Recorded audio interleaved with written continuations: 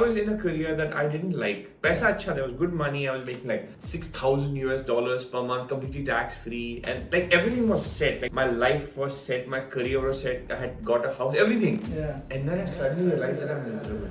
Game design is mostly soft skills. I think game design is 70% soft skill, 30% hard skills. Correct. Everyone says, my father is saying that I want to have an offline program. Nobody trusts online because they're like, what the hell is online? Because see, people are used to Udemy. They think that you join an online course, basically you'll have a bunch of recorded videos. They realize that gaming is one of the biggest entertainment industry in the world. Bigger than movies, bigger than TV. I really want to beg to the institutes in India, Right. just teach some professionalism, some Right. interpersonal skills to these Right. students.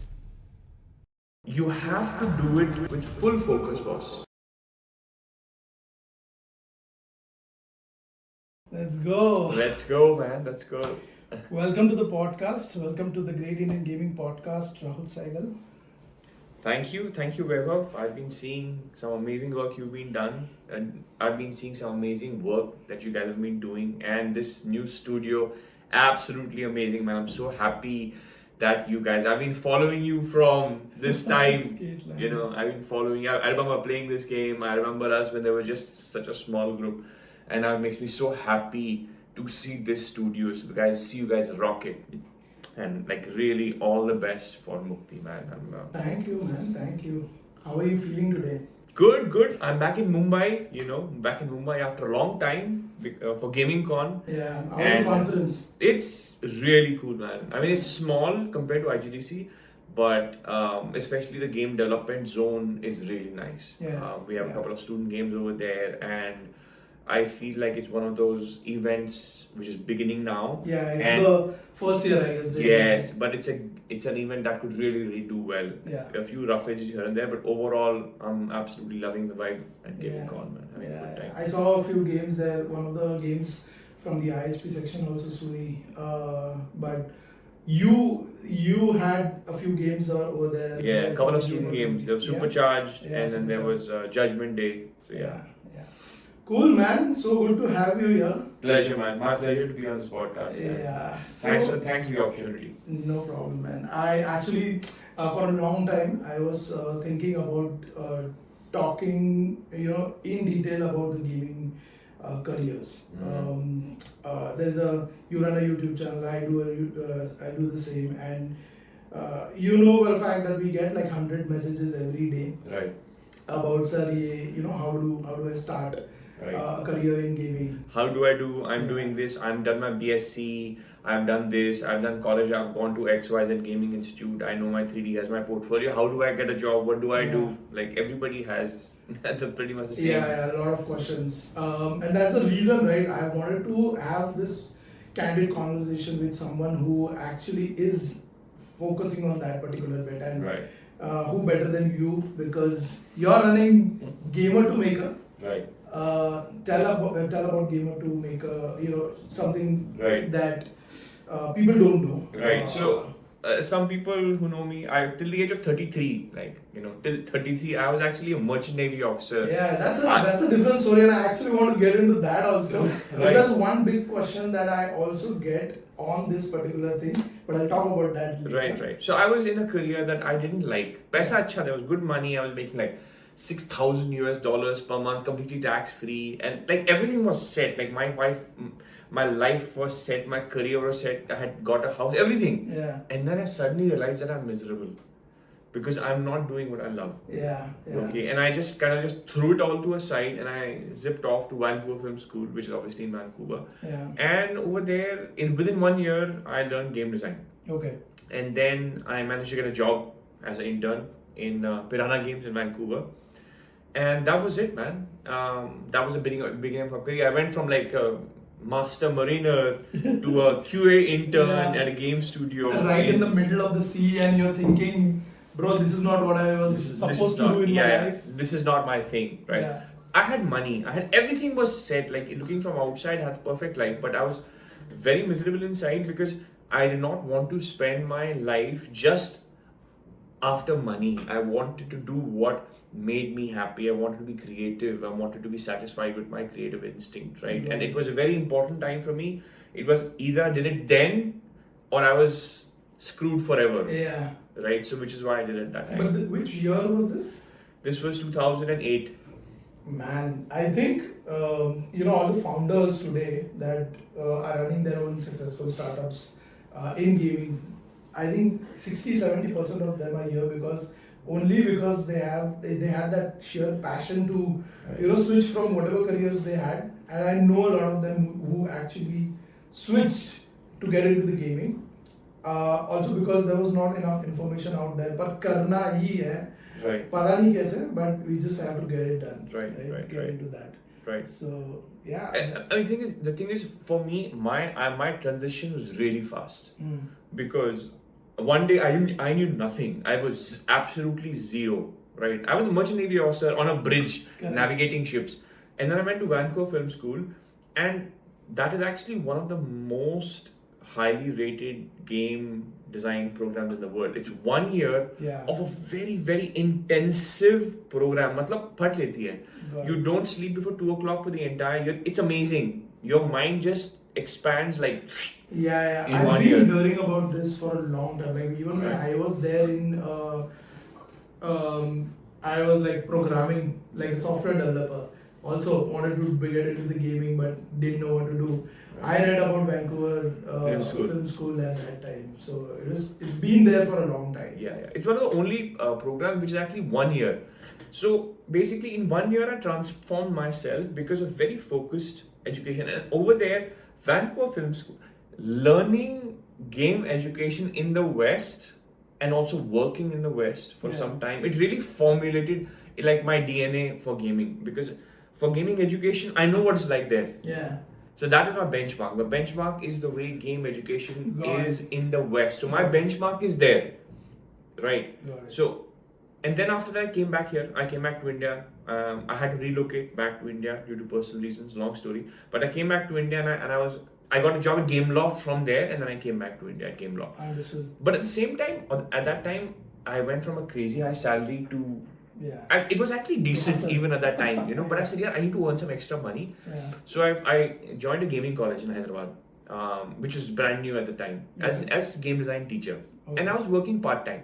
Okay, I was like teaching part-time. I used to finish work and then I used to take a lift, and then, because the company cab wouldn't drop me off, you take a lift, go to the college, teach over there, and then, go back home. So I did that for a long time. And essentially at that time, I think I was pretty much the first person to start teaching game design and production. Because in Vancouver Film School, the crazy funda is that you don't just learn game design. वहाँ पे they have this crazy thing, which we are now doing in game domain called industry night. So 1 साल का, there's a 1 year course. And after 6 months, your project starts. And it's exactly like the deadline you have. They tell you, okay, on 5th of July is going to be your industry night. And you have to finish because the invitations have already gone out to the game industry. And all the big shots in the game industry in Vancouver are going to come, and they're going to be sitting there in the hall, and you have to present your game. There's no deadline. There's no extension, nothing. So you have to finish your game as a team, and you have to finish your game, and you have to present your game. Your game has to be playable on that day. Got it. Right? And like people get hired at industry night only. Right? That's the funda of it. So it's that credible, no? Credibility, exactly. Also, it's I think it's in the center of the hub of gaming that you call, right? Like Canada has been there. The biggest companies in the world are located in Montreal and in Vancouver. You should see the EA. Like once in a while, they take us to the EA office. It's like it's a city. It's huge. The EA office in Vancouver is insane. And you have some huge, big companies. You have a lot of indie game studios. You have like dozens and dozens of really high quality game companies in Vancouver. So which is why it's a really, really good ecosystem to be a part of. Got it. Right. The question, and I think one thing that you mentioned was that this was like a compressed, like 1 year course. I personally think, and I think you double the thought is, I think it only takes 1 year. See, here's my thing. So there are 3 different kinds of skills, and I've understood it because I've been teaching for 2 or 3 years now. Yeah. Game design is mostly soft skills. Yeah. Mostly soft skill. I think game design is 70% soft skill, 30% hard skills. Correct. That can be taught within 1 year, focused. Yeah.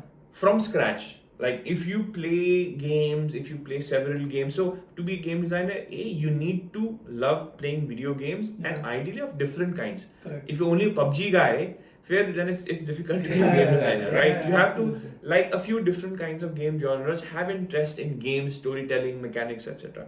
Next, you have to be a communicator. If you're the kind of person, introvert, it doesn't like to be on camera, nahi chalega. Like that's not going to work out for you, man. A game designer has to be like.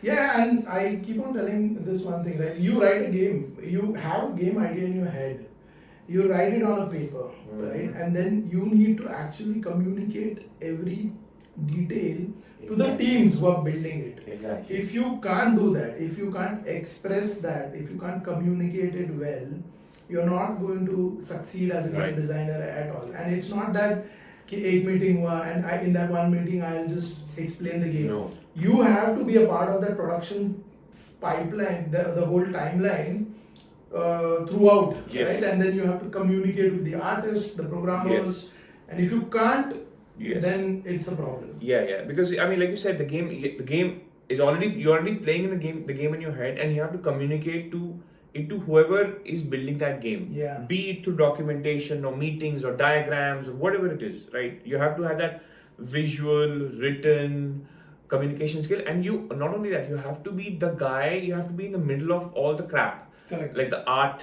the like programmers and the testers have given a bug. The programmers are really angry because this is not a bug, and you have to be the person in the middle to be kind of like doing some conflict management, handling everybody. You're the person in the middle who's resolving a lot of the problems. Of course, unless there's like a product manager, you have a crazy team. The game designer especially is the one who's kind of like the center of all the information goes out and it comes back to the game design. Yeah, I think one more skill that I usually tell people is that you have to be very diplomatic also. Yes. Because I remember my days at a company that I worked, the CEO was very aggressive. He wanted to have 10 things in the game. And then there's a programmer who's always frustrated. There's a programmer who was frustrated with the CEO, but there was an artist who loved the CEO. Right. So then you have to play two different roles. You have to go to the programmer and you have to tell him that how this guy is. He needs that stuff. Just get it done. And then when you go to the artist, you say, he wants it. So you have to do. Yeah. Right. It's funny. Yeah, man. So being a game designer. So anyway, so game design you can learn within 1 year. Yeah. Right. So it's 70%. That stuff you can figure out in 1 year. Correct. Programming is much more hard skills. Correct. Right. So you have to understand the code. You have to understand the process, and to actually get to the level of being competent enough to work in a game. It's possible in 1 year. Yeah. But you have to be much more focused. Correct. Much more focused to be. If you already know coding, you can possibly become a decent game programming in 1 year. Yeah. It's harder than game design, but it's possible. The hardest is game artist. Yeah. Because game artist is a lot of practice and it's very becoming more skilled at game artist, unless you're like crazy genius level, right? Yeah. Leaving out those guys. If you're a decent game artist, it takes a long time to actually practice and specialize. It's like a very time intensive thing. बहुत time spend करना पड़ता है, like spend a lot of time. So which is why 1 year mostly is not enough to go from like zero to professional employable game artist, right? Game art is the hardest thing to teach in 1 year. Yeah, I think you're right, because the programming and the art side both. I think the later part where the most time goes into is practicing. Yes. Because you can learn the jargons, the syntax, the way things are done. But then at the end of the day, the more you practice, the more better you become in these two things, right? At least that's what I think. Yeah, because see, as an artist, you need especially when you get employed, you want someone, basically they don't even need so much art, right? For example, I hired someone from a game I've seen recently. By one LinkedIn post, there was there was specific kind of art I needed for my game, right? I said, man, I need this kind of art for my game. And I was just looking everywhere, all social media are looking at it. I was scrolling on LinkedIn. Suddenly, I saw one post by an artist, and she had made this art, which was exactly, I said, dude, I want this artist right now. And I pinged her, and she turned out to be one of my students who I taught in college. So that was crazy, right? So I didn't need to see an entire portfolio. I just needed to see that one piece of art, which was exactly what I wanted for my own game, and that was it. Finish. So game artists have to be like that. You have to have one. You can't make everybody. You have to have that one super portfolio. Please, somebody says, "Yeah, hired." Hired. You know. Yeah. Yesterday, I met a few people at the conference only, where they had that portfolio with all the scattered artwork. There's a 3D art piece, there's a 2D art piece, there is something that he did for a t-shirt printing thing. And he was like I've worked on this, I've worked on this. This is not going to work, man. You have to at least have like one direction where people can actually judge you basis that one specialization. Yeah. See, almost all the people with these crazy portfolios are from that one specific place. We'll talk about later on in the podcast, but like I really want to go into that in a lot of depth. Right. Cool. So that's a generic idea, right? What's happening? Tell me about Gamer to Maker and what are you guys doing specifically, which is unique. Right. So I'll tell you kind of where it came from. So I started teaching. I started teaching at game colleges, and then what happened was that people kind of came to know through the network that okay, this is the guy, Rahul is the guy who kind of he knows about careers, he can guide you about your career, etc. So then people started reaching out to me on like LinkedIn, people started sending me messages on Facebook, etc. and meeting me at IGDC and asking the same questions that people keep asking. Rahul, I'm so and so.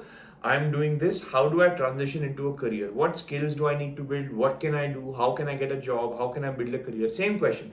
I got fed up of answering the questions. So I said, you know what? I'm going to make videos now in which I'm going to answer these questions. Just if someone asks me, I'm just going to, hey, I have a YouTube channel. Instead of me, so just watch the video. Very easy. Right. So which is why I started making videos on YouTube. You know, in the beginning, horrible videos, but I started making them, and I also started something on Instagram, like talking to people about this stuff. And then what happened is that COVID happened, and by that time I was reasonably well known. I was teaching at Backstage Pass, I was teaching at VIT Bhopal, I was teaching at Srishti, right? And by the way, recently I started teaching at IIT also, which is crazy. So, but I was teaching at all these places, and then COVID hit. And then I obviously couldn't go and teach anywhere. And then suddenly, and by that time, all these years, the people who I was working with, I was very frustrated because I knew how gaming is taught in the West. And it's basically practical, boss. It's practical. You can't just keep giving fundas and fundas and fundas and fundas. You have to be like, okay, let's build a game. Right? So, in Gamer to Maker, our number one mantra is the only way to learn how to make video games is to actually make them. And this has been internalized from my time at Vancouver Film School. And I was telling these guys this, guys, be practical. Let's have student projects. That's the only way people are actually going to learn is through building games. But usme bhatti hai na. So nobody wanted to do that. No, people were like, yeah, sure, we'll do it. Maybe someday. And I got fed up. You can't control. Because I'm getting paid for doing and I'm not really able to really teach the students way I know they wanted to be taught. They need to be taught. It was very frustrating to see the system I was in at these colleges, which is why in COVID suddenly I was like, I think I should start my own course online. So I said, okay, man, it was crazy because at that time it was 499 rupees for Udemy courses and it was like 2 lakh rupees for a random diploma college in something, right? And at that time I was like, okay, I'm going to price a course at 15K. which was crazy at that time. I was like, is anybody going to pay me 15,000 rupees online to teach them? And 10 people trusted me with that. Okay. Right? 10 people signed up for the Origins batch for game design. And I was like, okay, at least I have these 10 students, let me really teach them well. Yeah. So I taught them to the best of my ability. And then after some time, people are like, hey, can we join? So another batch, another batch, another batch, another batch. And then the crazy thing was that in our first batch, there's a game called Tale of Honor, which was from our, actually the very first game. It got into the Crafton Accelerator this year.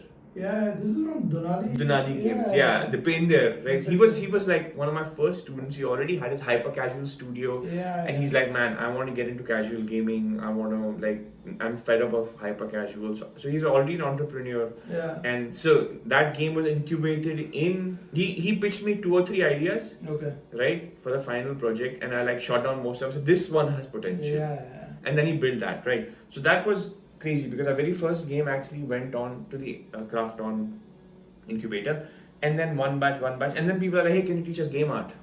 So I'm like, okay, why? Okay, I call my friends, like, hey, listen, can you teach game art? And they're like, sure, let's do this. So then I asked some mentors from the industry come in and teach game art, and then the same thing with game programming, and organically it just kind of grew and grew. Snowball. It snowballed into more and more batches. People refer, right? People who have been through that courses. Exactly. They actually refer it. And not just people get jobs, right? Like people. Yeah, that's something that I've been seeing a lot on your Instagram and all this social media. Yeah, usually post. Especially for game design, right? Like companies think, wow, okay, you're the only person who's really actually teaching game design. Yeah. So once that starts to spread in the market, the name of Gamer to Maker becomes like, okay, so you're from Gamer to Maker, that means something. You know, I mean, we still have a long way to go, but right now we are something. You know, and then last year the big break was that we got accredited by the central government. Yeah. So we got a diploma, which is we're pretty much the only institute online who's accredited by the government, right? That's fine, you know, but my focus has been to constantly improve the course. Got it. Right? I'm nowhere near where I want to be in terms of delivering value to my students. I'm constantly looking at how we can make it better. Our funda is, it's about results. That means, what are results for you? You should be able to either get a job or become a freelancer or start your own game studio. Yeah. That's the goal of this program. Yeah. Right? That's really cool, man. That's ambitious, and it's something that really is necessary in India right now, because yesterday also we were talking about the same thing, right? The talent versus the expertise, the experience of building these games. Today with Sony also, the kind of knowledge that we are getting from Sony in terms of building the game, it's completely different. It's detailed, and it's something that I would have never found on Google, YouTube, anywhere else. Nowhere. And these are people who have built games. Right. These are people who have built AAA games, and they are telling us things. Right. And I think once you have that ambition to make it big, what you should actually, and I'm very sure that people will join in to bring that kind of culture in India. It's very important that people like us share a lot of stuff which eventually then get translated towards the students, and they understand things a lot better. Right. See, this is why exposure is really important, right? Exposure is really important because the West is 40 years ahead of us. The US is 40 years ahead. Grandparents, they play games. Yeah. So they are generations, there are families that play games together. Grandparents, parents, kids all play games together. They have been playing games and they have been building games for 30, 40 years before us. Yeah. So they are very, very advanced, right? We are like babies right now in the game development cycle, like how to build video games. So this exposure to their culture, to their methodology is super important. Yeah. Because yahan pe hum marte rahenge. We'll be just running around like dying cockroaches for a long time, not knowing what is going on. That exposure to the systems, to the methodology, to the knowledge from there is really, really important. It will help us to leapfrog. Yeah. We won't have to go step by step. We can directly jump 5, 6, 7 steps. Yeah, absolutely. The course that you're talking about, the whole Gamer to Maker platform, I would call it like a platform itself. It's all online, you're saying? So here's the thing: our thing is online, but feels like offline, right? Because uh, online and offline, there are some things. Like I'll tell you, for example, now everyone says my father is saying that I want to have an offline program. Nobody trusts online because they're like, what the hell is online, right? It's just some. Because see, people are used to Udemy. They think that you join an online course, basically you'll have a bunch of recorded videos. Like, how can you even teach properly online? How is it possible? And it's a very valid question, and I'll explain to you a practical problem in India. Now, if suppose you say I only want to learn something offline, like I want to go to a classroom, I want to go to institute, and I want someone to teach me. So if you're a game programmer, game designer, game artist, I ask people, who do you want to learn from? Do you want to learn from some kid who is himself maybe 1 year, 2 years experience, who did like maybe some chota mota game and some chota mota game studio, and now a teacher over here? Do you want to learn from that kind of person, or do you want to learn from a senior game designer who's working in the game industry, who's rocking it, who's actually building games? Do you want to learn from these people? They said, no, we want to learn from these experienced people. Okay. How much money do you think these people are earning in the game industry? So I don't know, maybe 10, 15 lakhs. So these people are earning maybe 10 to 15 lakhs in the game industry, and they're enjoying their work. Do you think a game college can afford to pay 15 lakh rupees for that person to come and teach here? And even if that person were to leave the job, firstly, why would they leave the job? Because they love making games, right? You want them to leave the job there, stop making games, and come and start teaching games. They'll not get the salary. And not only that, because if you're teaching, within 5-6 months, 1 year, your skills are gone, because it's a practical thing, right? If you're not making games anymore, you're not going to be a good teacher. So this is a conundrum in India. Right? This is a conundrum in India. Which is why instructors at game colleges are not the people who are working in the industry. What we've done is that these people who are teaching in the industry, they come and teach in the evenings. So our USP is that you can be in Gamer to Maker, you can be working or studying, and after hours, these instructors will come and actually mentor you. Senior people who are in the game industry, right? And then we have a very strong community on Discord. Like we keep our cameras on for all calls, and also at least once a year, we have a physical event in Hyderabad. Just before the IGP. Exactly. Like everyone stays in the same hotel. So it's like 5 or 6 days of crazy bonding. It's great, So we are online, but we try to give as much as the feeling of being offline. Got it.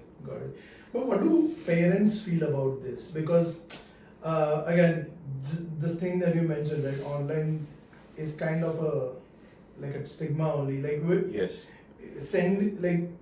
have a kid, and then I'm planning for his career, and I'm now thinking of putting in money in something for the next 2 to 3 years of his life, where he can build a career. But then talking about this course, and this course is like full online. What do parents feel about this? They don't like it. They don't like it because they're like, they don't trust. Especially in India, not just in India, but like you think, what is this online nonsense? It's new for them. Anything new, you're not going to trust. So parents don't trust the online funda. They say, no, you have to go to a college, you have to sit there, instructor has to be with you. They don't understand this. Many calls I make are with parents, I ask the same question. And then they're like, I didn't think of that. Right? This is a fundamental problem. So it becomes like a thing for you to being connected with. My customers are not even my students, the customers are parents. Yes, exactly. That's what I was coming to. Right. So a lot of times I have to actually talk to parents. And ultimately for people who have this problem, see, simple funda was, if you're a parent, if I have a kid tomorrow who is very focused on something, it's like do or die. Really focused on something. So I want to do this, dad. I don't care what you think.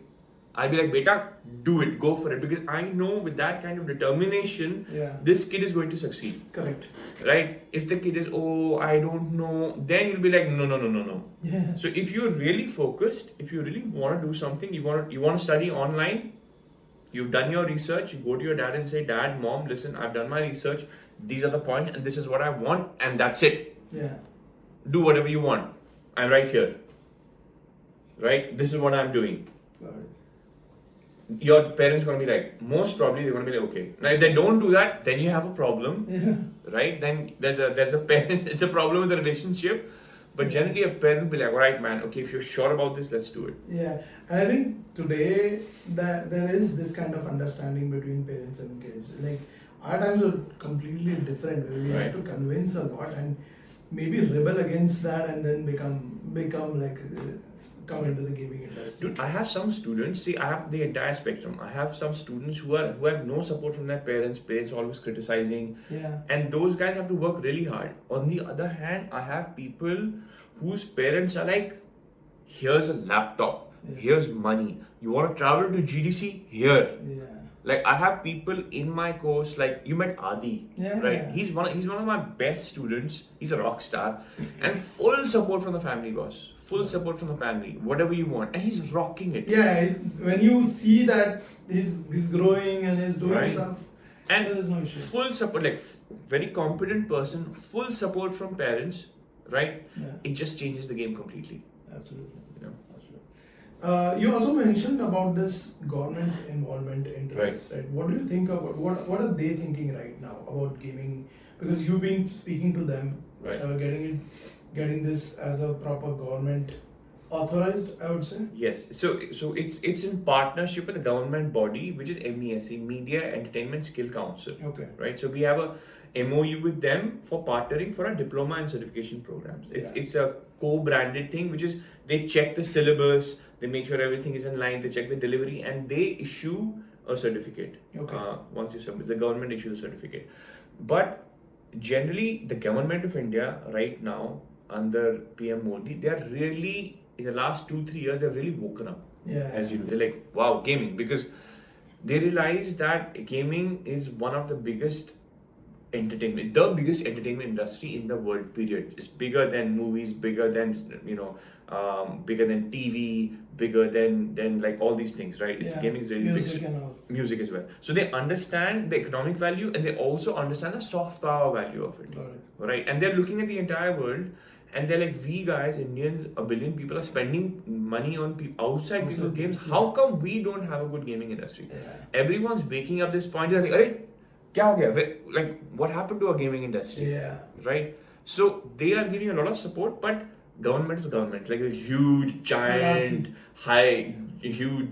slow, monstrous object, which takes a long time to like understand the problem and make decisions and all that, right? Yeah. So in many ways, I'm also working with some government bodies. There is also some talk of actually putting gaming into the CBSE curriculum, right? So that's something I'm working to actually integrate gaming into the CBSE school syllabus, so that like kids in class 7th, 8 have this knowledge of game development and game design, etc. really early on. So that's one of my pet projects. Yeah, and I think that is important.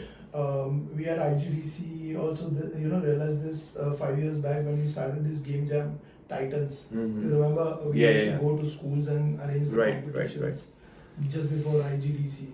One of the crazy stories that I remember is in Mumbai, I was one of the juries. We did like inter-school, everything happened. There was a kid, broke his hand, built a traffic simulation game on Cocos. Right. You know which standard was this kid in? 4th standard. My God. He won the first prize That's in the whole competition. It was crazy, man. I mean, putting that in the curriculum at the beginning of your, academic understanding, that would make a big difference. Yeah. Eventually. See, one of the big problems is awareness. Right now, honestly speaking, I'm a game designer, but games is a double-edged sword. Yeah. Right. Games can be used in the worst way possible. You can become addicted to gaming. You can neglect your schoolwork. That whole thing is there, right? The problem with parents, mostly in India, is that they generally view gaming as only bad. Like, kharabi hai, don't do gaming, don't touch gaming. The problem is that kids nowadays, like, I have 4, right? Yeah. I have my son who's 9, who's like super hardcore gamer, dude. Like, he's super hardcore. And I have to guide him, because if you say no, then they get socially cut off with their friends, because everyone talking about gaming and stuff like that. So you become isolated. Yeah. And then if you let them do whatever they want, like I have a neighbor whose kid is 8-year-old who's using the F word because he plays GTA. Okay. And the dad doesn't even know about it. What is GTA? They're like, khelo, no problem, play whatever you want. Yeah. That's also a problem. Yeah.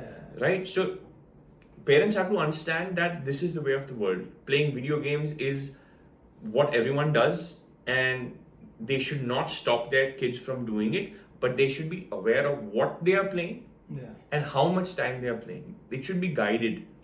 This awareness has to be there. Right? So that is very, very important. So sooner or later, parents are going to realize that people are going to play games, and people are going to want to people are going to want to make games and have a career in this. Right? A big part of what I do is also awareness of this, and I think it's coming up now in India. This awareness is spreading. Yeah. That's the reason I started the podcast. Right. Right. Cool. Let's talk about the bad part of the industry. What's happening today in most of the institutes or colleges. Let's be very transparent on that, because this is something that I'm fed up. Literally fed up explaining kids also. They're spending like 5-10 lakh rupees in institutes, in colleges in India, who doesn't even know the difference between game art and game design. Right.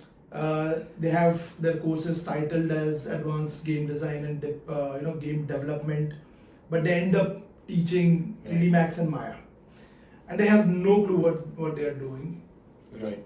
You've been in this sector for quite a while. Right.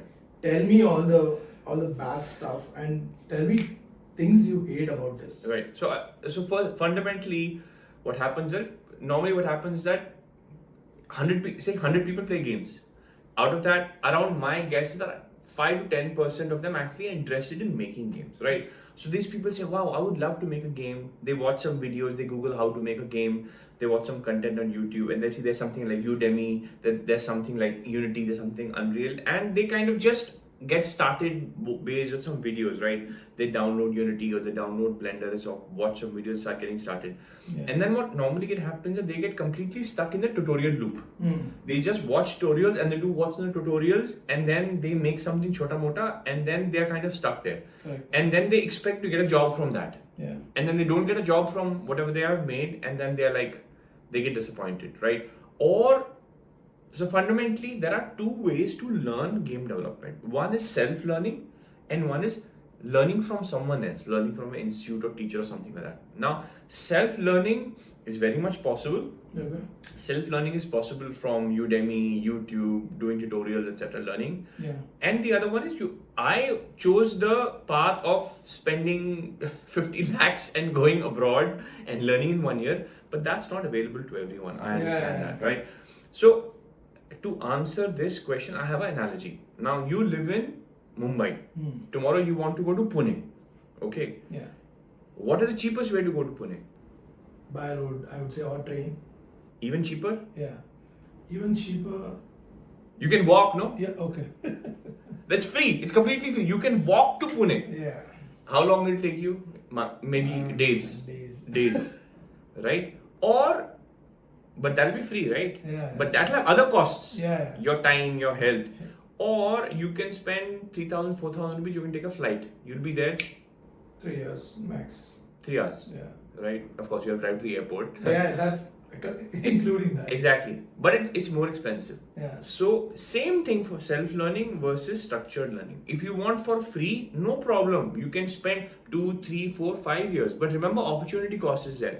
That time you spend messing around on the internet, you could have had a job. So, you're not saving money, you're actually losing that salary for 1 year or 2 years when you were messing around self-learning. People have to remember that. Now, when it comes to institutional learning, a lot of people say, man, this is very hard for me to do. Let me learn from a teacher, let me learn from the mentor. Now, this is where the problem starts in India particularly, but actually all over the world. Now, teaching games, game development actually very difficult, to be honest with you. It's not everyone's cup of tea to teach it. So, and what is happening is over the last 5 or 10 years, since this field is coming up, anyone and everyone is what they do is they say, okay, wow, cool. People want to do this. They go on the internet, download a curriculum. See, it's very easy to download a curriculum. Any moron can download a curriculum from the internet and print a brochure. Yeah. Okay, and have a very nice website with some gaming pictures and hire some sales executives to talk all big stuff. Yeah. And then hire some kids, or just find someone who knows a little bit about something and hire them to come and teach. Yeah. It's very easy. If you have money, if you have resources for marketing and setting up a place and having a cool space with nice pictures and all nice, anybody can do it, and everybody is doing it. Yeah. And sometimes, you know what, these pictures are one of the crowd pullers also. Exactly. Because they feel like we are actually going to an institute which has that vibe to it, right? Exactly. So vibe, they go on curriculum, they go on name, marketing teams, right? And it's horrible. The number of messages that I've got from people saying, Rahul, I had a fight with my father. After 2 years, I managed to convince my dad that I wanted a gaming career. I spent 2 lakh, 3 lakh rupees. I took a loan and I went to this. My father took a loan, sent me to this XYZ institute that said they will teach me game design. And now at the end of it, I've lost 2 to 3 years of my life and have nothing. Yeah. I don't know anything. I'm not getting a job. People have cried to me, boss. And it's heartbreaking. It's heartbreaking, and it makes me so mad to see this kind of situation, right? Yeah. Which is fundamentally why I started Gamer to Maker, because at least those people who are in here, I can help them, right? Their money is well spent. They learn according to the way they are supposed to learn. Yeah. Okay? Now, fundamentally, the problem is quite pervasive, as you said. I would say that people understand what is game design, but they deliberately mislead people. Correct. They say game design. We'll teach you game design. Yeah. And when you go inside there, it's mostly game art. Yeah. And sometimes not even that. Sometimes it's just some random nonsense Yeah. which they teach. And people just don't know. People spend so much money. The situation is really, really, really bad. Yeah. You know, and I don't know what to do about that, but I'm doing what I can to actually make sure that I change whatever I can. Yeah, yeah. I have the similar experience. Like, I've been getting so many messages. I don't actually recommend any colleges. People, when I started YouTube, I started getting a lot of colleges calling me to promote their colleges on my channel. Right. I did one. I don't want to name the college, but I did one, and I got a super backlash on that. Because the students who learned from that college only commented on that video, Right. talking all the reality of the college. Right. And I decided from that day that I'm not going to talk about any colleges Right. or it be biased towards any college and recommend people to that. But one thing I surely do is that I recommend people to not go to certain colleges. Right. Because I've known them, I know their curriculum, I know what faculty is there, and what kind of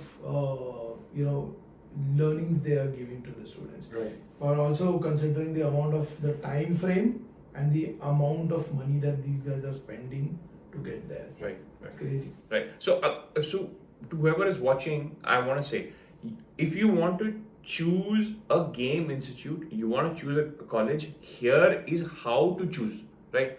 I'm not selling my own course, but I'm gonna be telling people how you can actually choose a good gaming institute. Yeah. Number one, find out who is teaching there. And who is teaching there? The people teaching there should be from the game industry. Yeah. And ideally speaking, they should be in the game industry at that time. Because See what games they have made, see which companies they have worked for, see how much experience they had, right? So who is teaching that? Who is teaching game design, game art, game programming? That is very, very important.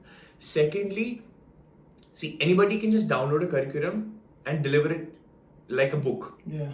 Right? You have to practically apply that curriculum. So how do you practically apply that curriculum is by actually using that stuff in a game. Yeah. Ask about the project. A lot of colleges, what they do is, their students, they don't have a game project in the college, but their students make games on the side, so they use those games as publicity for their own college. Got it. So those games are only made by the students probably after graduation. Yeah.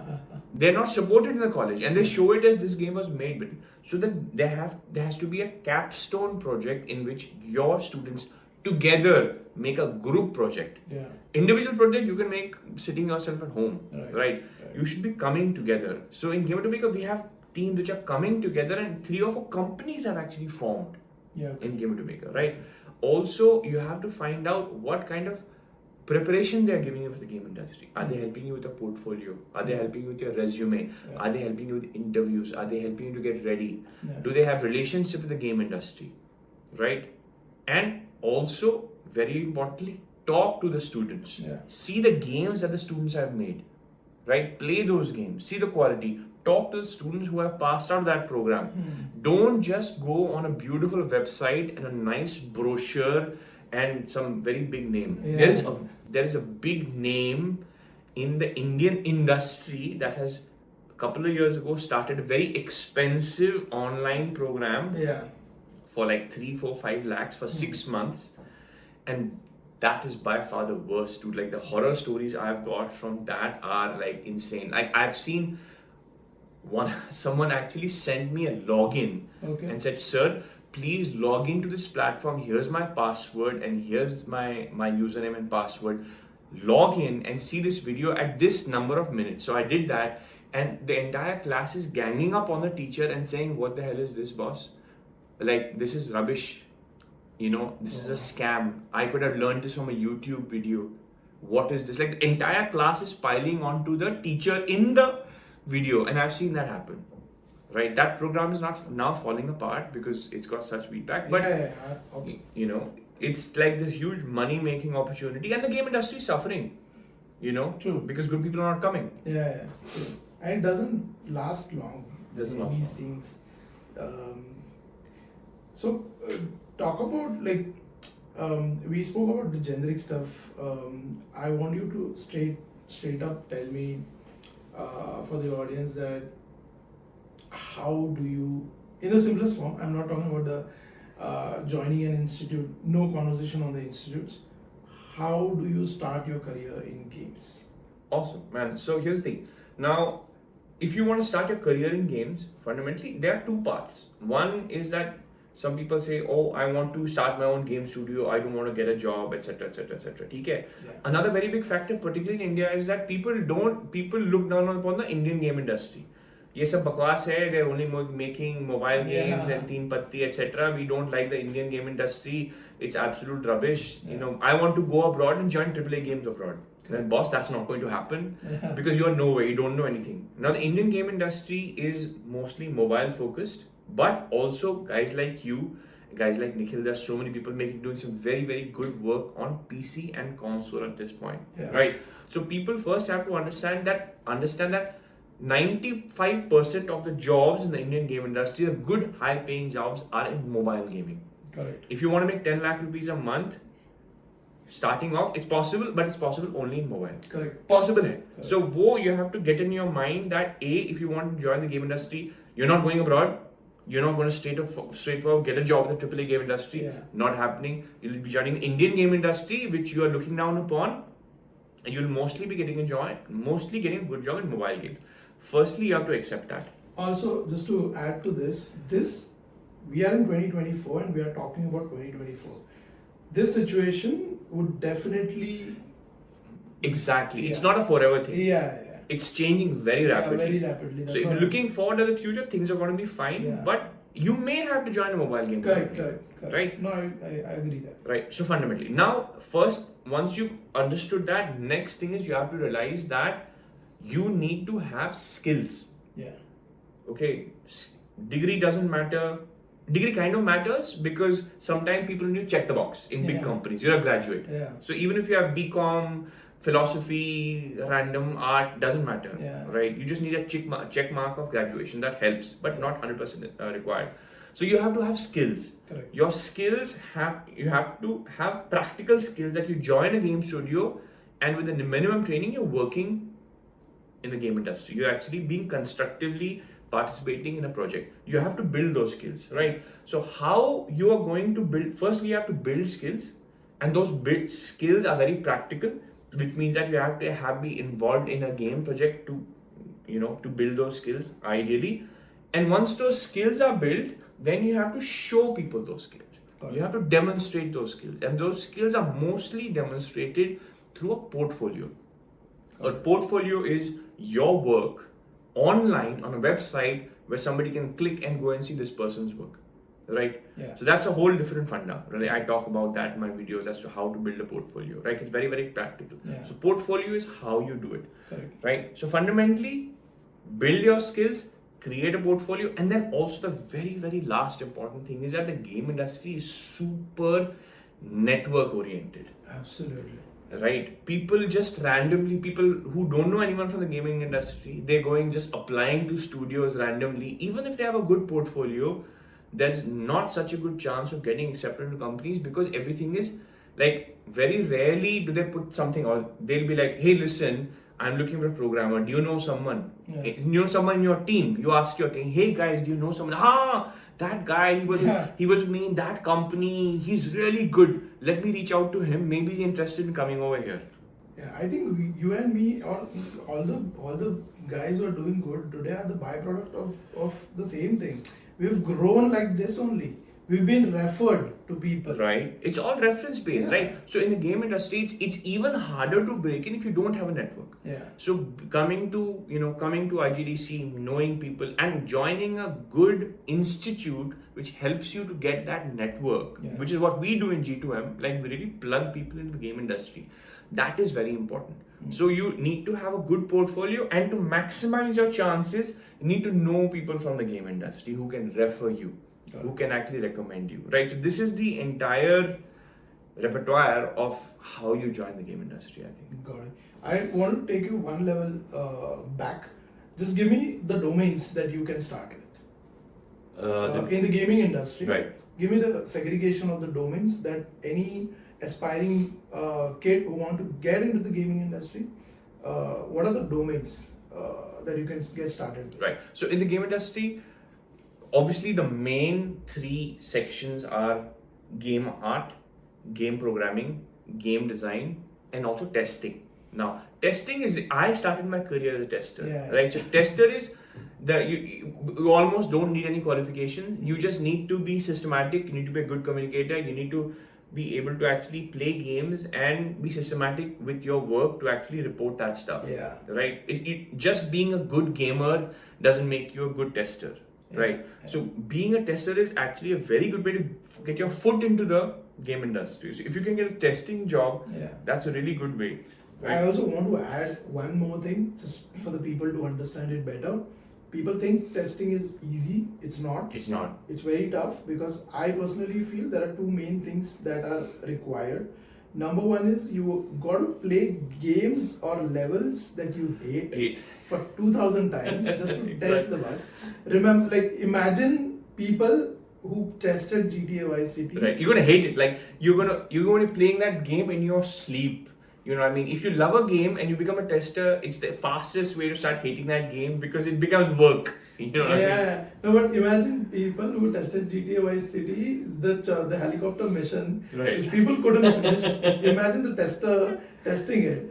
And the second thing is, when we do regression testing, specifically on mobile phones, you basically use the phone and you just tap on it and just try to figure out any sort of bug that can come, right? You as a tester can't do that regression testing, find a bug, and just tell the programmer that I found a bug. Right. You need to go back, reproduce the bug the Yes. way you did it before, Yes. so that the programmer can understand these are the 19 steps that I took and then this bug came in. Yes. How to reproduce it? Yeah, so the detail, the eye that you need to have, the attention to detail is Right. very much important. People think testing is easy, it is not. It is not, exactly. So testing is a great way to get it, but it's a great way to get into the industry, but it is Absolutely. definitely not easy. Yeah, right. absolutely. Next up, lowest, as the fastest way to join is in game design, right? So as a game designer, you have to like playing games, you have to play different kind of games, and English is a kind of important, because game designers do a lot of communication within their teams, and default language is Hindi. If someone's from the south, it is English, because someone from the south, someone from Chennai or Kerala, they may not understand Hindi. Yeah. So knowing English, being good at English written and spoken is quite necessary. You don't have to be Shashi Tharoor, fine, but like you have to be confident on right? You have to be confident communicator in English. That's very important. So game design is definitely one possibility, right? Now game programming is also a possibility, but the thing is, like, if you're learning game programming just randomly from the internet, you're not learning the structured way of building code for video games. Right? That's kind of different. So game programming is also one thing. Unity is there, Unreal is there, and of course game art. Now once again, game art is every event I go, I see 100 kids from these two institutes which are, and they come to you and they all have the same portfolio and they all want to join the game industry. And I'm like, dude, this is not game art. They don't even understand there's something called poly count. Wow. Like they don't. I had to explain. Yesterday I had to explain. People having a good portfolio from the institutes, they looks pretty good, and they're like, "Sir, what is poly count? I want to join game industry. Can you explain poly count?" Like I literally had to explain it to someone who wants to be a game artist, which is the most important thing in video games. Yeah. So they have no clue what is game art, right? They think 3D art is game art, and it's not. 3D art is completely different from normal VFX or animation art, right? They have to learn this stuff. Correct. Right? Correct. So yeah, I guess these are the main ways you can get into the game industry. Awesome. That's like complete detailed explanation of how do you actually get started.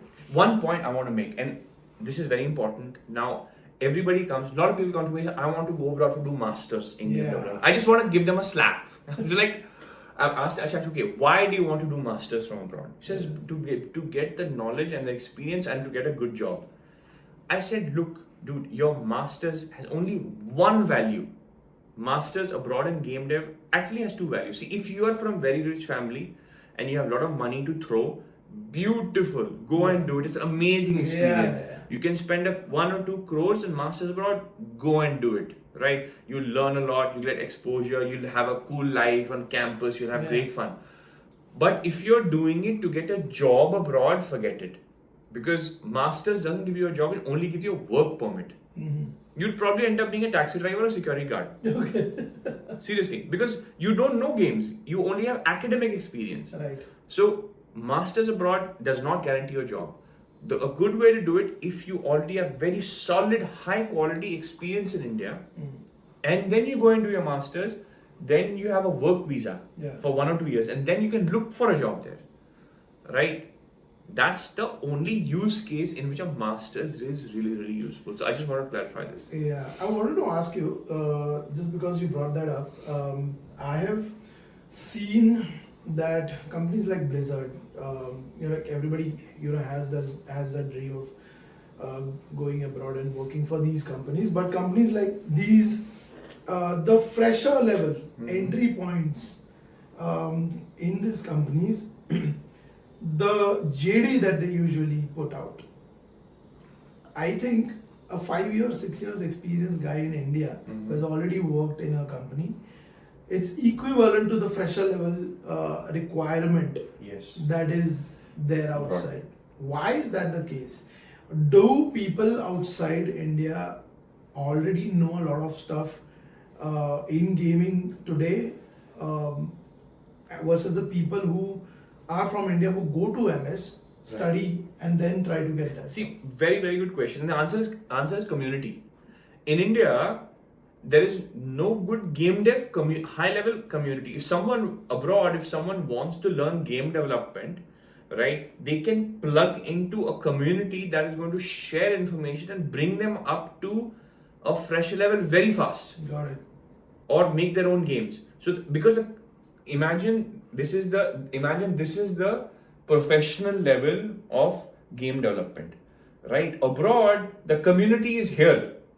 Understood. So you join a community very fast, you'll go up within the community with free resources to almost at professional level. Okay? And then you just have to make a slight jump and you're at professional level. In India, professional level of game development is a communities here. Yeah. Communities here. So you can, all your free knowledge, you join your Discord servers, you're on WhatsApp groups, etc. You're struggling and you're still here. So even with the community knowledge and community information, there's still a huge gap between the community level of competence, free community competence, and so this gap is there. Yeah. So our goal is to bring this community up. See, because this will keep going up, right? Yeah. The community level needs to come up to this level that people can go from a community into a professional game dev role. That's the fundamental problem. God. Cool. Last few things.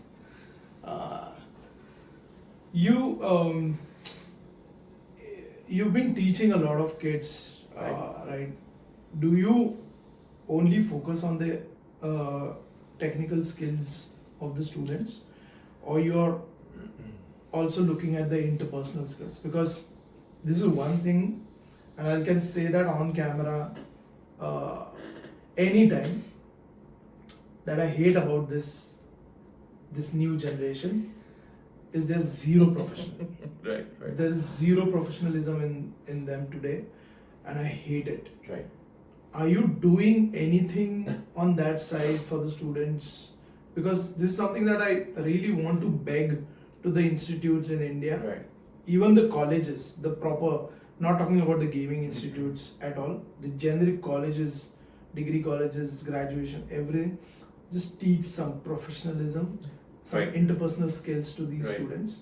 Are you doing something? So I'll tell you. So first problem which everybody has is that everybody doesn't want the camera on, right? They're camera shy.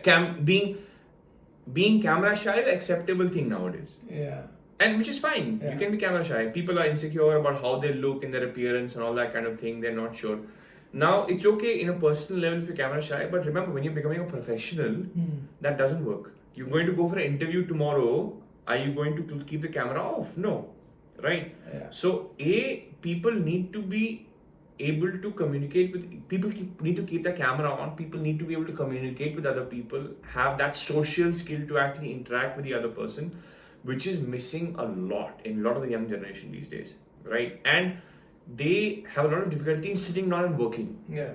Right? 3 hours, 4 hours, sitting down constantly at a desk and working, right? I'm not going to get into the reasons for that. So in Gamer to Maker, I am very, very strict. So in attendance, if you don't attend a class, even on Zoom, you get 1 penalty point. If you attend your class with your camera off, you only get half attendance. Yeah. Okay, so we have penalty for attending a class with your camera off. Got it. Next, we have 3 mantras, right? The first one is, I've already told you, the only way to make video games is to make them. Yeah. The second one is, it's not about me, it's about the game. So put your ego down. Yeah. You have creative ideas, you think you're the greatest game designer, game programmer. No. Listen quietly. Forget about your ego, forget about your creative ego, do what is good for the player. Yeah. And lastly is say what you do and do what you say. It means that you have to be professional, right? You have to make sure you attend classes on time. You have to make sure if you're not able to come to class, you actually have to notify that I'm not able to come to class, right? And then ultimately, like I said, it's all practical, boss. Doodh ka doodh, pani ka pani happens in the project. In the game project, when they have to start building a game, right, they have to be professional. They have to make sure they do their tasks on time. They have to be communicative. They have to make sure that they coordinate with project managers. Everything, full professionalism has to be maintained in the game project, otherwise they don't graduate. We don't give them the certificate. Lastly, presentation skills. So myself at VFS, there's actually a separate topic in which you are graded. It's called presentation skills. Okay. It's not just good enough to have an idea. You have to be able to present it, make a presentation which is not boring, which is like 2 minutes you have to make a pitch. So we actually have something called an elevator pitch in which students have to finish a presentation in 2 minutes. Okay. Right? So they have to make a presentation, they have to talk, they have to put on a camera, they have to have an icebreaker, they have to have the slides with all the information, pictures, and present it in 2 minutes. So by the time they leave the program, they are ready for the game industry. They know how to make games, they know how to talk to people, we have mock interviews, and I grill them. Like I'm absolutely ruthless with my students. We call them Spartans because they have to be tough, right? To have these soft plus hard skills. Right. So yeah, we really focus on this stuff. Yeah. Most of these things work really well on the online side of it because you have that experience more with these students. Right. I'll tell you my side of the story. People are so unprofessional sometimes they don't even care about the office timings. They decide themselves, they gang up, they decide themselves that they'll come 2 hours late, and then they do that. And you have to, for me today, I have to keep on inspiring people every 2 weeks, every 3 weeks, just to get them on track, because it only stays with them for 2 weeks. 2 weeks, right? After 2 weeks, like, I don't know what the problem is. I don't know. I'm telling you, my mentor who told me a line back in 2009, I can still remember that, and I can still give it to my next generation. These people forget it in 2 weeks, man. Right, yeah, I know. Man. I know. Yeah. One last thing I wanted to ask you is, this is something that I don't know. I have an opinion, and I say this very openly to all the students who come to me with that one thing, is unpaid internships. Now, once you have a student graduated, do you recommend students do you support internships, whether it's unpaid, paid? What is your thought on this, and what should a student do? So that's absolutely great question, man. And it's very relevant for this time. So I generally don't support unpaid internships. See, because fundamentally, I tell you, my first internship was unpaid. Yeah. Okay, but here's the deal. I was in Canada, I didn't have a work permit. Mm-hmm. Right, so this Piranha Games was like, we need about 5-6 testers, and there were 30, 40, 50, 100 people who applied, and 2 people got in, and I was one of them. So it was an unpaid internship, but it was Monday to Friday. We used to go into the studio, we had a desk, right? We had a fridge, right? We had a pantry with a fridge. Yeah. We could eat, we could drink. They had like bagels and fruit and coffee and all that stuff. They had like these machines where you could get all the juice and beverages you want for free. Yeah. I was part of the barbecues and everything, and it was great. So I was really getting a lot of value. I was not being paid, but I was learning a lot of things. I was there for many months, and I learned a lot of things, and I was able to contribute a lot of things. And I was not exploited. Correct. I was not exploited. Normally what happens in India is that unpaid internships are generally pure exploitation. Okay. There are companies which are making some money, but they are getting people for cheap because they want to ghetto you. So in India, I do not recommend it, because 95% of the people who are asking for unpaid internships are going to exploit you. So that's the one most important thing I would say. And say suppose someone does decide to go for an unpaid internship, there should be a very, very clear path. Yeah. It should be for a very limited amount of time. Say suppose it's going to be for 3 months, or it's going to be for 4 months. It's going to be unpaid internship, and there has to be a clear path to getting a paid internship or a full-time position. Right? Yeah. That is extremely important. And generally what I would say, people sometimes are like, okay, I'll pay you 5,000 rupees, I'll pay you 10,000 rupees for remote work. And then what people do is they make them work like a full-time employee, boss. Even online, they work even Saturday. There are people who are earning 5,000 rupees, 10,000 rupees, and they are made to work Monday to Saturday, sometimes even on Sunday, full-time. Okay. Right? Like, it's crazy.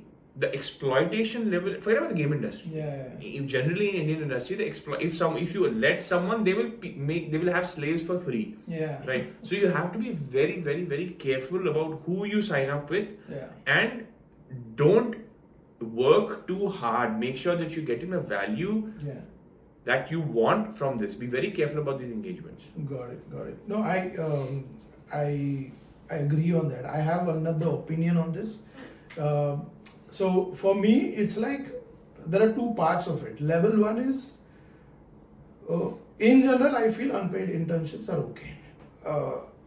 We never do unpaid internships. Right. We always pay.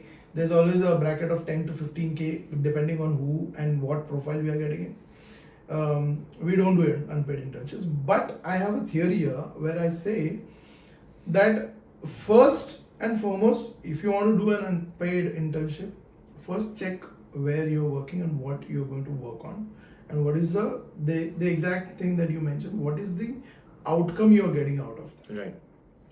The second thing I see is a lot of guys, a lot of youngsters, just without researching on all of these aspects, they just reject that. What I feel is there is a possibility, if the 5% of the companies that you're talking about who have a standard work culture, who is trying to bring in interns so that it helps them also and to the intern also, even if it's unpaid, there is an opportunity for you to actually work in that premise, in that physical space, get along with the people, because there is a networking opportunity that you're cracking there itself. If you get to learn a lot of stuff in the workspace, if you are able to make a good rapport with the team itself, there is a high possibility for you. If you prove yourself, there is a possibility that the core team will not let you go. Yes. Because they'll think there's value for them to have you as a full-time employee. And I believe in this strategy, and that is why when I say I don't completely reject the idea of unpaid internships, yes, is because I feel it's one way to get started into the industry. Yes. Instead of having this one defending line, always saying that I'm applying to all the companies and everybody is asking for experience. Mm-hmm. Boss, this is the experience that you can get. Yes. Decide right. For 2 months straight, 3 months straight, head down, I'm going to this. Correct. I'm getting experience, I'll quit it, and then I'll get a good job again. So, exactly. You nailed it. So that's why I said 95%. Yeah. You will, that 5% band of opportunities is there, yeah. But come into it with your eyes wide open and give full commitment. Yeah. Right? Give full commitment, and very soon you'll realize if you're in a good team. Exactly. Or not in a good team. 10-15 days, you yourself will realize that this what is a waste value? of time. Am I learning something? Yeah. Am I actually learning something, or am I just being used as a slave for like drudgery and jobs, and I'm in a toxic work environment? मुझे घिसा जा रहा है, like I've been exploited. Yeah. You will come to know very fast. If it's something good, and if you feel that there is a path to growth, man, stay. You could that could be your door, your path to greatness. Yeah. Right? But be aware that 5 to 10% never. Yeah. Absolutely great conversation, man. I love being. I want to talk about all this stuff for so long, and it's great to actually be sitting here with you talking about it, man. Yeah, man, I thoroughly enjoyed this conversation. Absolutely. I hope a lot of people out there could get some information about how to get started in the industry and all that stuff. About you, man, what is next for Rahul Sehgal? Oh man, I'm basically, I have a kida, which is I'm a game designer, right? I am a game designer, and I can't teach game design and not actually design games. So there's something I've been working on, super stealth, for about 3-4 months now. That's going on, very, very stealth, which has been going on. It's actually, it's not a very long-term project that we're working on. So my funda is that I've made so many mistakes, and I've made so many mistakes in my career that I've made more mistakes than people have even tried doing things, right? Yeah. So right now, my funda is let me learn from every single mistake I've ever made in my life when it comes to as a game designer, as a business person, and everything. So what happened was that a big change in my life came to me when I decided to educate myself. I'm a teacher, but my wife is like the kind of person who'd be like, dude, you need to do a course, you need to upgrade yourself, you need to educate yourself. So I went to University of California, Berkeley, Haas. Yeah. And I did an amazing program over there. It's diploma in business management. It's like a kind of like a mini MBA for 1 year. And I went to Berkeley, I went to Haas, and I learned so much. It's just like the quality of education and faculty there is like you cannot even imagine. Like it's just, so I learned a lot of that, which is in University of California. I did that the last few years. I've just finished that, and that has opened my mind to so much about the world of business and management and leadership. Right, so that's one big thing that's happened to me recently, and I've learned some amazing things, and now it's time for me to implement those things. And this project that I'm working on, it's It's actually a mobile game, right? It's a free-to-play mobile game, which is, I've kind of gone the opposite direction. Everyone's like, I'm going to make PC and console. I'm like, no, I'm going back to mobile game to build something which I really wanted to do for a long time. So that's going to be out next year for people to play. I'm not sure if the target audience will actually play that game. Okay. It's a very different target audience, but this is what we are working on. And of course, Game to Maker, we're hoping next year to actually have an offline place. Wow. Right. That's a big thing. Offline. So everyone's saying offline. I'm like, okay. So I have a strategy for how I'm going to implement offline for people, and there's also graduation. Is it hybrid or completely offline? Probably going to be hybrid. Got it. Right. I don't know, right? We'll see. But we also have a degree program, which is coming up. So soon we're going to be offering a 3-year degree program in game development with a specialization, which is the same standard as our courses, right? So that's in the pipeline, hopefully next year. Seeing a great shift in the industry. Yeah, man. Before we wrap up, I have two simple, sweet questions to you. Do you believe in destiny? Because the question that I held in the beginning, I wanted to ask you. You are in the middle of the sea, working on something you never wanted to. There are a lot of folks who message me saying, I've wasted my life. I'm 30. I'm 38. I've wasted my life in something, and I have a pure passion to get into the game development scene. Do you think it's even possible? Just give a inspirational boost to the people who think that you can't shift your career from one point to another. Okay, so here's the thing, man. Destiny is definitely, I believe in destiny. Fundamentally, there's something called the hero's journey, right? The hero's journey, the monomyth, which is that heroes are made, not born, right? I teach this stuff in my course, and it's amazing. Every time I teach this class, I start crying. It's crazy. So it's this funda that a hero is made. You are a hero who goes from ordinary life to greatness. So every human man has this journey that they need to make in their life to attain a certain goal. And you have to do it with full focus, boss. You can't I'm going to do this. This is my backup. I'm going to do this. This is my backup plan. If this fails, that is my backup plan. If that fails, no. Fuck that. You have to focus. If you want to be a game designer, focus. If you want to be a game artist, focus. Game programmer, focus. Entrepreneur, focus. Focus on it. Go full on. Say, either I will kill you or you will kill me. Yeah. And just go and do it. And when you do that, what happens is that you face a lot of difficulties in the beginning, but then your destiny comes towards you. Yeah.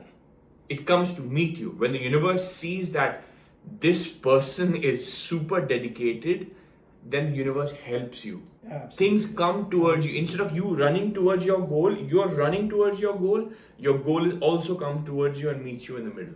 Yeah, that's law of attraction, right? I strongly believe right. that. I didn't read the book, but this is something that I've experienced in my life. You know what I mean? Destiny comes towards you. So definitely, this is the time, dude. This is when people say that I bought a house at 1 lakh and it became 1 crore. This is that time in the Indian game industry. This is the time to focus. This is the time to concentrate and really focus on building skills and join the game industry. The future is golden. For those people who have the guts to do it. Yeah, and I also, this one random thought that I have is, when you dream big, right, like the ambitious dreams, which that it's like probably not impossible, but also very tough to achieve. Those dreams usually are, what do you say, Goliath? You're always a David in that scene. Yep. But eventually... Yeah, exactly. You have to reach those big goals. It's really good to have those big goals, but you have to be very, very practical. Yeah. Right? And you have to be very, and the one thing I will tell people is that be very self-aware. The greatest skill that a human being can have is self-awareness. Yeah. Who am I? Right. What are my strengths? And most importantly, what are my weaknesses? What am I not good at? What do I suck at? Yeah. What do I need to improve at? What stands between me and my goal? You have to be very, very frank about it. You have to look at yourself and say, dude, Yeah.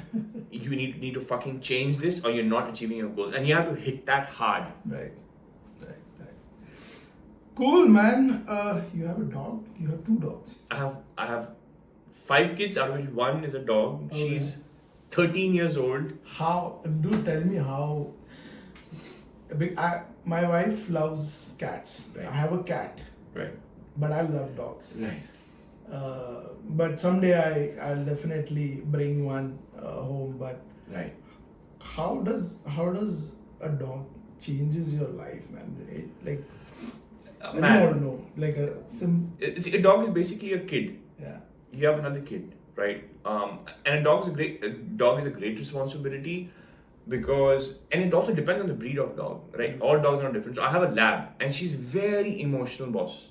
Labradors are very emotional. Like when I come back, even I go for a walk in the colony and I come back, she greets me as if I've come 30 back years. after 30 years. She's so happy, and I have to give her a hug. I have to talk to her. They're very, very emotional animals, especially Labradors are very, very emotional animals, right? So you have to be very, very aware of the dog who you're bringing home. Understand that some dogs need more care. Yeah. And now I have a lab, but now next time I would not get a lab. I would get a local breed because they're much more resistant. Got it. But imagine that you have another kid who's never going to grow up, and you have to care for them emotionally. Yeah. Not just give them food and keep them in one corner. Got it. Right? You have another kid, and they bring a lot of blessings. So for example, I am if you're in the path of Shakta, especially Shiva and Bhairav, the dog is a sacred animal. Yeah. Right? So having a dog in your home brings a lot of blessings to you as well, and taking care of the dog also brings a lot of blessings, right? And also if you have kids, it increases the resistance of the kids also. It teaches them the dog is probably going to be the first sibling that your kids are going to have. Yeah. Right? So it's amazing. Dog will change your life, but it's a lot of responsibility and you have to be ready for that. Lovely, man. Thank you, Rahul. Thank you for My pleasure, joining man. me It's on this it's podcast. so good to be here in Mumbai in your studio and talk about this stuff, man. Hopefully we'll do this some other time also. Absolutely. Thank you. Thank you. My pleasure. Yeah. Bye-bye. If you reached to this part in the episode, I'm very sure you've liked the conversation that we had. If you like the video, please leave a like and start a conversation in the comment section below. We've also added the links to our guest in the description, so please do check out. Also, if you're finding this video or the channel for the first time, do consider subscribing to the channel because that will help us bring in more amazing guests on this podcast series. That's it for this episode. Thank you for watching the video.